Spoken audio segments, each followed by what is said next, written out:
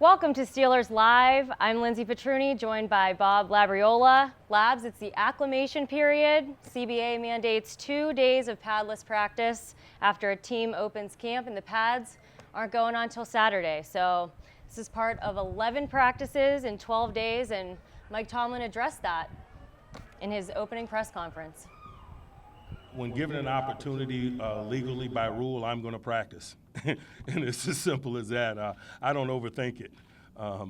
The collective bargaining agreement prescribes some guidelines in terms of how you practice, and I toe that line. I don't overthink it.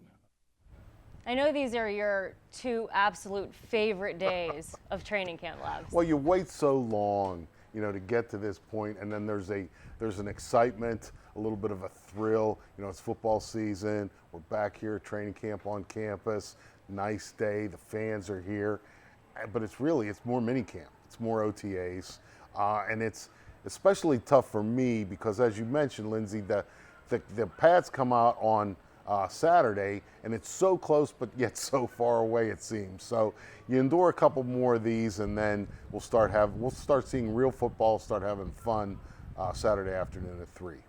Well, let's get into a little housekeeping here. The Steelers, they did some roster moves over the past 24 hours. They signed cornerback Malik Reeves, and to make room on the roster, they released offensive lineman Bryce Harris. They also re-signed Eli Rogers, and they placed him on active PUP right away to make room on the roster. They waived injured defensive back Trey Johnson. So a couple things there, Labs. Yeah, and just going over these, Malik Reeves. Let's start with him.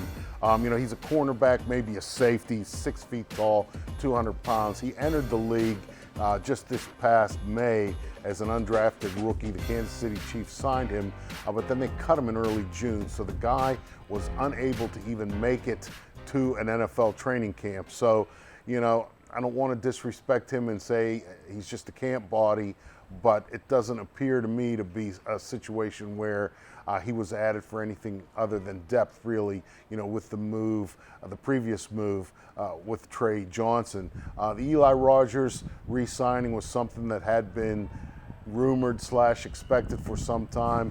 Eli Rogers injured his ACL in the playoff loss to Jacksonville last January. He's still in the rehab process a little bit in terms of he's really not ready yet for football activity, and so that's why the Steelers put him on active PUP. That means he doesn't really count on the roster. He can be activated at any time. He can continue to work on his rehab. And the guy that they released in the corresponding move, Bryce Harris, he was the guy who failed the run test. This is a veteran who was supposed to be in competition maybe for the swing tackle job. He was added during the offseason when Gerald Hawkins, blew out his knee during an OTA practice. I would think that a veteran should be savvy enough, like Bryce Harris was, to come to training camp and be able to pass the conditioning test. He didn't, and so he's gone.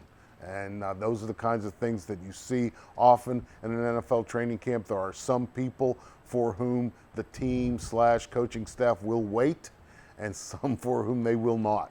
And so Bryce Harris was one of those guys, and that really just puts, I think, more of an emphasis on the development of Chuks Okorafor, one of the team's 2 picks in the 3rd round.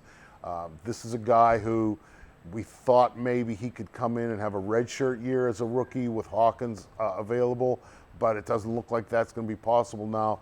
Mike Munchak and Chuks are going to be doing a lot of work, I'm sure, this summer to try to get this guy ready, because if one of the 2 starters would sustain an injury, Chuks is looking at some playing time right away.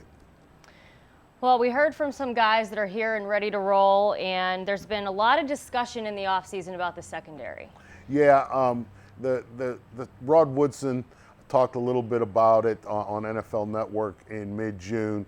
And, one of the things about Rod Woodson is, he's proud to be a Steelers player. He's He's very protective of the time he spent here, and so he's not one of those media guys who played here and is out there taking pot shots. But he's also someone who knows what he's talking about, and he's thoughtful about his opinions when it comes to the Steelers. And he said on that show that what the Steelers need is a defensive playmaker. And because Rod Woodson retired with 71 interceptions, 12 of which he returned for touchdowns, my take on that was he was referring specifically to defensive backs who can make plays on the ball. And the Steelers have not had that really since Troy Polamalu was in his prime. So I think one of the things that we're looking for to develop during this training camp is that, finding some defensive backs who could make plays on the ball, turn them into interceptions, because the Steelers had 16 interceptions last year, even though they led the NFL with 56 sacks. Usually when you lead the NFL in sacks, you should have more opportunities for interceptions. That didn't happen, and only 11 of the 16 last year came from defensive backs. Only Sean Davis with 3 and Mike Hilton with 2 had more than 1. And so I think what Rod Woodson was referring to was you need some guys, to have multiple interceptions. You need to up that takeaway number, because takeaways can really erase a lot of other problems that a defense might have. And so we're going to find out, who that might be. One of the candidates for that certainly is Joe Haden.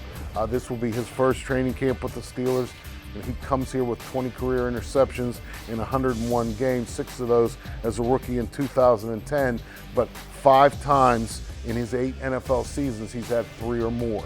That's the kind of thing the Steelers need to develop here, and I think if they do, a lot of the perceived or the potential problems the defense could have once we get in the regular season could get erased. And earlier today, Joe Haden was asked something very similar to that. Do the Steelers need a shutdown corner? So he addressed that earlier today. You want to have corners. You need to have guys that can cover, because the way that the league is going now, it's a pass first game. You can't really put hands on them, but I feel like it's just in your scheme. I think it's always good to have a guy that you feel like you can put on the number 1 guy, but that's how I feel. I feel like that's what I've been doing my whole career, and the same thing is RDG's trying to. He wants to be the number 1 guy too. So just having guys that feel capable of it and confident enough to do it is half the battle. We're going to take a quick break. We'll be right back.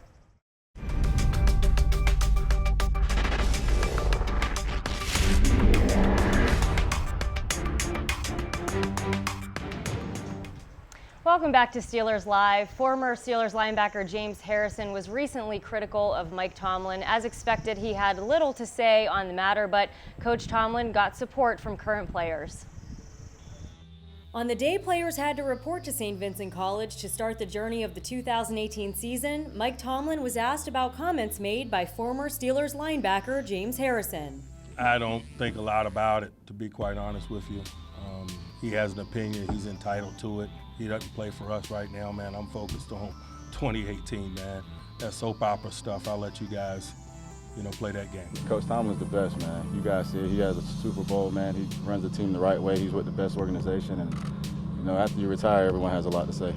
Entering the team's 53rd training camp at St. Vincent College, Tomlin was also asked about distractions and the environment at camp. There's aren't usual elements of life up here. We're in under one building and in a isolated environment, spending really good time together, focused on the task at hand, and that's awesome. If you love football, man, you love that type of environment. It's that environment that helps create the competition that Mike Tomlin knows this team will need.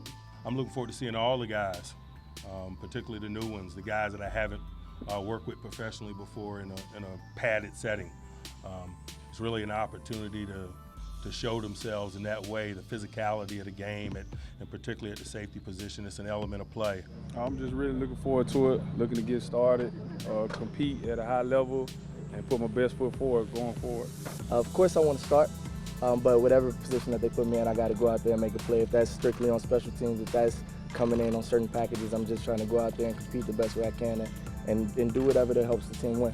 think starting is attainable? You think that's something? Yes, sir, definitely. I think so. I never have a negative thought in my mind, so I'm always going out there working, pushing the guys ahead of me right now. So just going out there, pushing them to be the best guys they can be too. So going out there to compete. As far as being ready for the start of camp, Tomlin wasn't afraid to show his excitement. Man, you kidding me?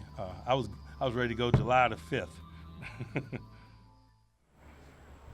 And while you're on Steelers.com, don't forget to check out Lab's article from earlier today. Labs? Yeah, one of the hot button issues in the NFL really is to try to come to some resolution with respect to the national anthem.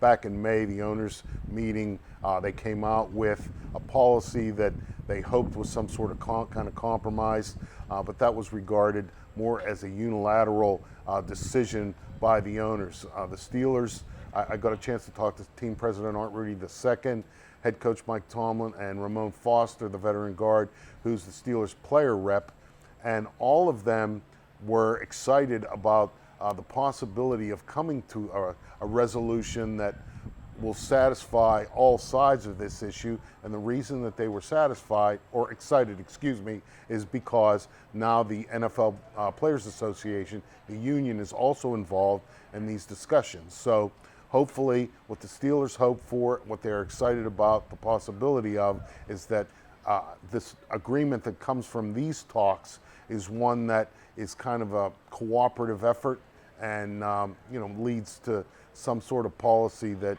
can at least attempt to satisfy all sides.